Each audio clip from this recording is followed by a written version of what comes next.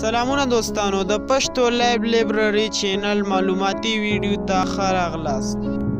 دوستانو موږ او تاسو هغه کسان بریالي بولو چې خپلو اهدافو ته رسېدلي وي، نو په دې معنی چې په ژوند کې خپلو موخو ته رسېدل بریا بلل کیږي. مګر پوښتنه دا ده چې ولې ځینې خلک بریالي او ځینې نور بیا برعکس ناکامیږي. که څه هم د دې پوښتنې ځوابول سخت کار دی، خو بیا هم یو څه ښکاره دي.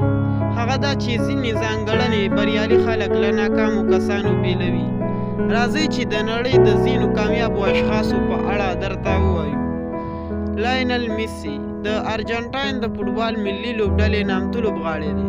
هغه په 2021 میلادي کال کې د غوره فوټبالر په توګه د 2م ځل لپاره هم د سرو زرو توپ وګاټه، په داسې حال کې چې په کوچنیتوب کې ډاکټرانو ورته ویلي وو نوموړی د ودې ستونزه لري او هیڅکله به فوټبال ونه شي کولی.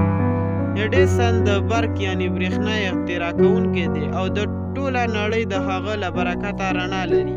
فابریکې جوړې شوې، صنعت چټک پرمختګ وکړ او زرګونه نورې ګټې انسانانو ته ورسېدې. خو په کوچنیتوب کې ښوونکي مور ته ویلي وو چې نوموړی د زده کړې استعداد نه لري، نو پر ایډیسن دې کوم بل کار وکړي. اینشټاین یعنې البرت اینشټاین د علم او پوهې په برخه کې یو ځلانده نوم دی، خو په ټولګیوالو به یې تل پورې خندلې او ښوونکي به هم بیا کلګاڼه. راشد خان په اوس وخت کې اول د افغانستان او بیا د ټولې نړۍ نامتو کرکټ لوبغاړی دی چې په دې ډګر کې لسګونه بېلابېل ریکارډونه په خپل نوم ثبت کړي دي. هغه وایي چې له کورنۍ څخه به مې پټ کرکټ کاوه او هېڅ چا راباندې باور نه درلود. د روسیې ولسمشر ولادیمیر پوتین چې د نړۍ له ځواکمنو څېرو څخه ګڼل کېږي، د شوروي اتحاد د ړنګېدو په وخت کې یې ټکسي چلوله. همدارنګه میلیاردر کوینټروډ وایي چې پلار مې غریبکار و، خو زه اوس د 15 شرکتونو رئیس یم. دا د بیلګې په توګه ایله د څو بریالیو کسانو د ژوند کیسې دي، په داسې حال کې چې نږدې ټول کامیاب اشخاص د بېوسۍ، کمزورۍ او ناهیلۍ بېلابېل داستانونه لري.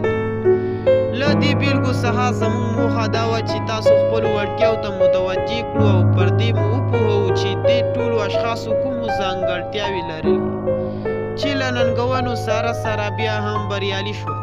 د دوی او نورو بریالیو اشخاصو د ژوند داستانونه موږ ته راښیي چې بریالي اشخاص لاندې ځانګړتیاوې لري. لومړی، پر ځان باور. که د کامیابو خلکو ژوند مطالعه کړئ نو دې پایلې ته رسېږئ چې دوی تل پر ځان باور لري. د نشم کولی پر ځای د کولی شم نظریه لري او همیشه ثابتوي چې دوی یې کولی شي. په حقیقت کې پر ځان باور دوی ته د بریا ځواک ورکوي.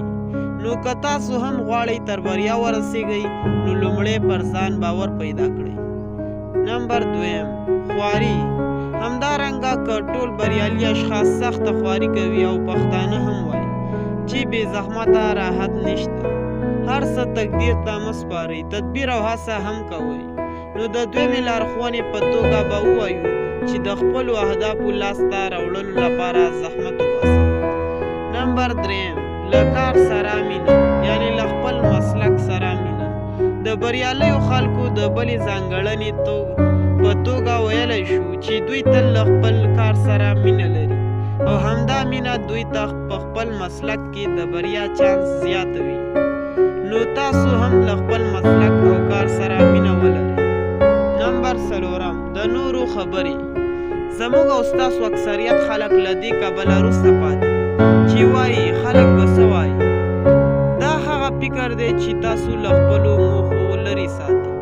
هڅه وکړئ چې د خلکو خبرې مهمې ونه ګڼئ. خپل ځان په خپله مطالعه کړئ، استعداد مو درک کړئ او په همغه برخه کې خپلو خواریو ته دوام ورکړئ. انشاءالله ډېر ژر به د بریا تر ارامې او خوښې څوکۍ ورسیږئ.